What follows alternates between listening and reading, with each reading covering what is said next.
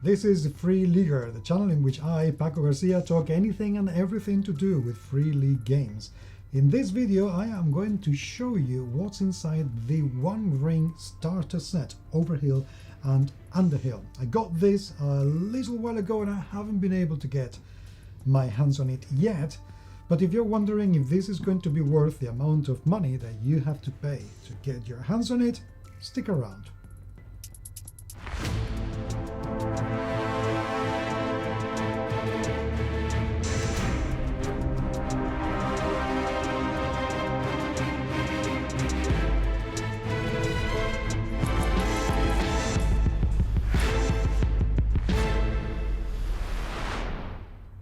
This is not the first starter game that Free League does for the One Ring role-playing game at all. This is in fact the second, and it is a little bit different from the first one, which I know because I gifted it to a friend of mine a couple of years ago for his birthday.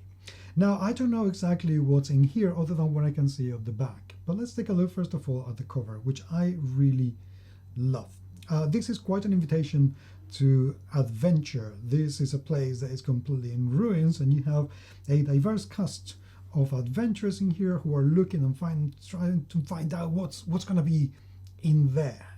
We don't know, but obviously the birds have been living in that place for a very long time, and maybe they are not all that came.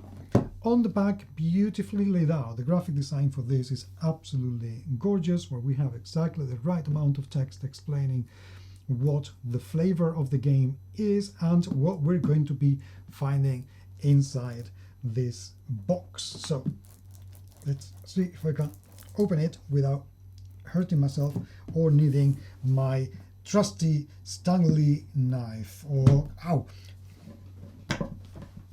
Right.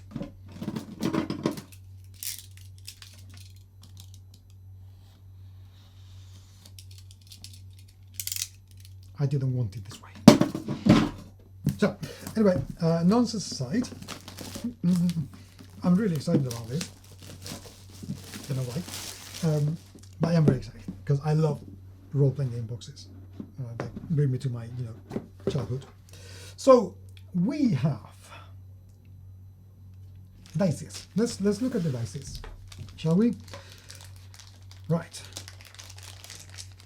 We have a couple of d12s and some d6s, and they are engraved very nicely, I have to say, some of them with this little symbol in here.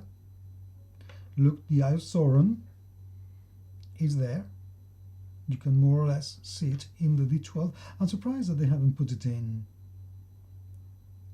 the other die too. It would have been cool. That also makes it more expensive, so I'm not blaming them for that at all. Depending on what kind of thing you have on each side, the dice can cost more or less. But these are very nice. They're chunky. They are weighty. They feel good in the hand, and I like the noise it makes when you roll them on a wooden table like this. So dice, good set, like it. Some stands, because we're going to find some characters that we will put on here. Silica gel, which we don't need, and a catalog, which you should memorize because there are some great games in there. And getting started and further adventures, and we have a catalog of the One Ring. Notice how this is for the One Ring, not a Lord of the Rings role-playing game, which is a 5e compatible game. This is something different. Rules. The rules have been condensed. The role-playing games we have in there is a very weighty tome with absolutely tons of information that, thank God, is beautifully written. Otherwise, it would be very difficult to go through the whole thing. But it is beautifully written. The illustration in the cover here is just amazing. With this orc riding a warthog, it's just so cool. Same color palette, same layout that they have used in books like Moira or the core book. And we get the introduction. If we take a quick look at the table of content, we have the introduction, the venturing, which is just one page. Player heroes with cultural attributes, target numbers, skills, combat, endurance, weapons, valor and wisdom, fellowship, focus and patron. And all this is in between pages 4 and 6. That's condensed. That's really condensed. So action resolution, it goes from 7 to 10. That's excellent. Excellent. Endurance and hope and shadow take just a couple of pages, which is brilliant. And then combat, 5 pages. Okay, this is quite detailed comparatively speaking. Counsel and journeying, because journeying from one place to another is an incredibly important aspect of the One Ring RPG. Again, beautifully laid out, great illustrations. Style is very consistent, which is very good. Plenty of space everywhere except between paragraphs, and I'm going to repeat myself until I get a little bit more space between paragraphs in books, because that makes it more accessible. Okay, yeah, don't tell me that reading this page is not a lot easier than reading that. Exactly, it just makes it easier. So anyway, the rules feel like this. See, this is something that you could say, you could read in about, I don't know, one afternoon. You get combat example, which is, oh, look at that. I just love art. Okay, more things. Over hill and under hill, and I believe this is the adventure, so I am going to be very careful as to what I show you because I don't want to spoil it. I'm surprised there's nothing in the back. Whereas in here, yes, there are. So why not put in something else? Anything, a map, something, but just having it like that, I don't like it. So anyway, I'm not going to talk about the cover because I've already did. Same layout, same color palette, same sort of ornaments, which is very good. And you may notice that there is a distinct lack of illustration other than those 2 maps that we just saw in passing, and I don't want to show too much about. Not many illustrations. Why, you may be wondering? Let me show you why. Because we have handouts galore around here, like characters pre-made, already all done. I like the touch that this font, if used, looks very handwritten. It's not a mechanical thing. It gives this idea that somebody has actually, taken care of it,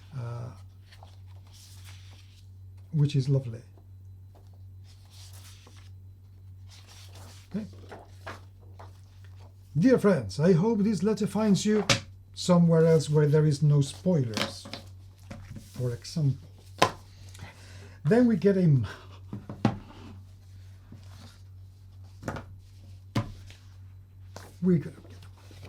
this map is huge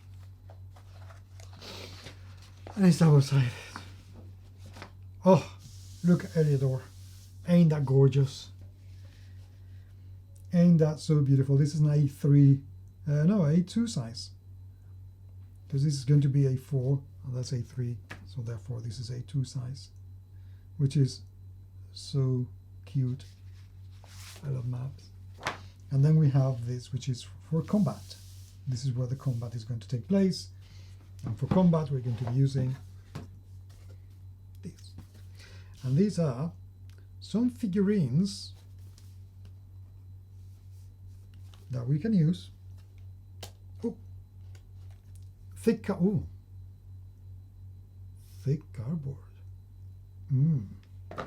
We like thick cardboard. And let's see how they fit inside this stands. Of course, this is not something that you want to do very often because eventually this will get, oh no, it feels good. This feels very good, and I love how they've done this, circular way. So the whole thing is radial, so you know exactly how far away you are going to be from, I don't know,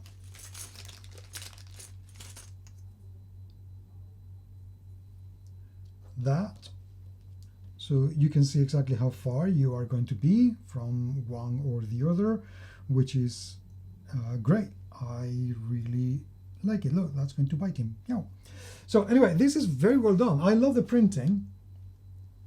I like the printing. I like how they have named some of the creatures, which probably the camera can't pick up.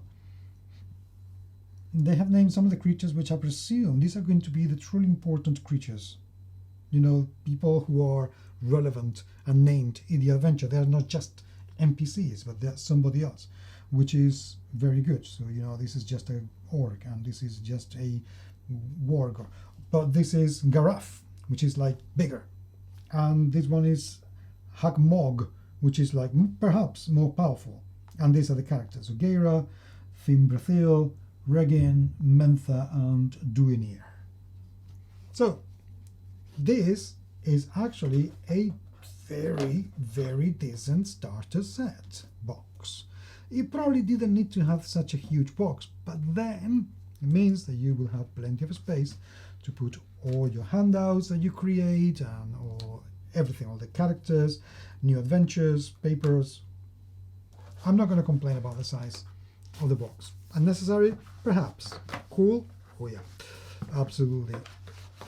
Big yes. So if you're looking into getting into the One Ring, but the big thick tome, you know, that thick tome puts you off, this is definitely something that you should look into. If you have already bought this, I would love to hear what you have to say. So anything you want to ask, by all means, do let me know, and I will talk to you soon.